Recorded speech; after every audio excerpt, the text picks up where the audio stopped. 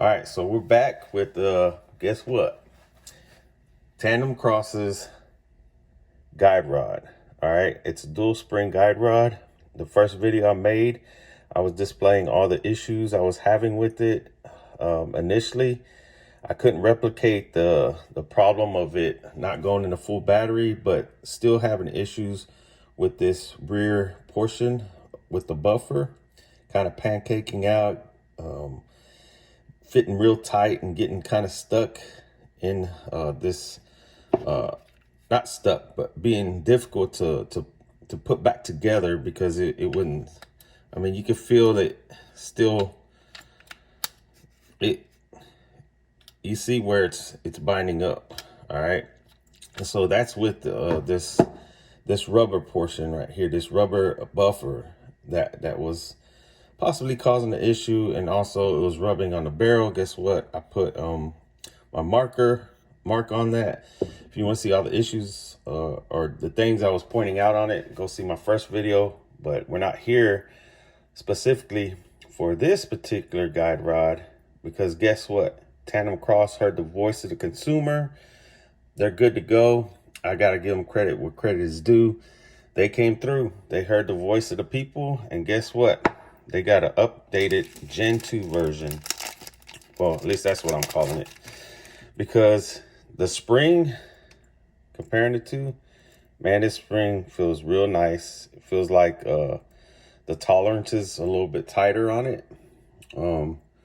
Feels a little bit stiffer as far as the springiness, if that makes sense. And guess what? This is a polymer rear buffer that they have on it now, and it's perfect around the circumference of the rear of the guide rod. So there may be some other differences that are pointed out, or that they may be able to point out if they make their own video. But as far as I can tell, the springs are definitely different, which is a plus. And also this rear buffer is a polymer type buffer, no longer this rubber buffer. So let's see how this fits in this portion, if it binds up. And bam, look at that. That baby is no binding at all. So it slides right in there pretty good. So not even from the spring. So let's go ahead, because I was having some rub mark issues on this barrel, and I went ahead and did my little unscientific test of putting a Sharpie right there where that rub mark is. We're going to put this new guide rod in and see how the fit is as far as putting it back together, because it was a little difficult, and that went in pretty easy. And now this is the part where I was having an issue of just, oh man, that went in smooth, baby. That was nice.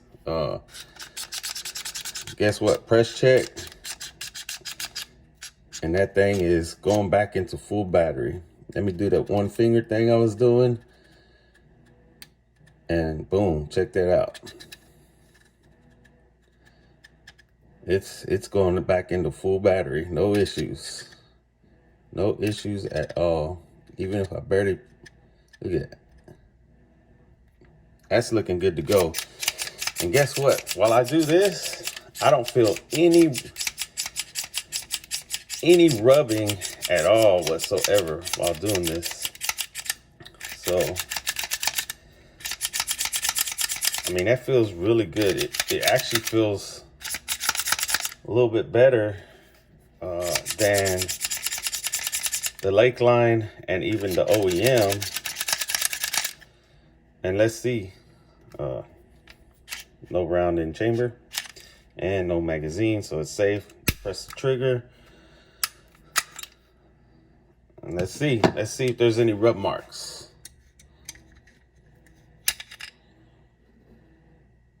Ooh, not too much. I mean, just barely. Actually, no. Well, yeah, barely. But guess what? I didn't even notice it. So let's see in my next video when I go to the range what it's gonna look like.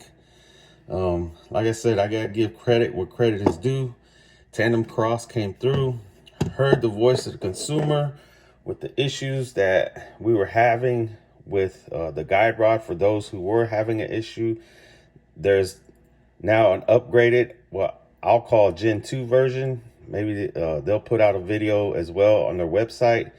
But hopefully, when I get rounds down range, which will be coming soon, if I don't have no issues with this, I have no problem having this Tandemkross guide rod in my TX22.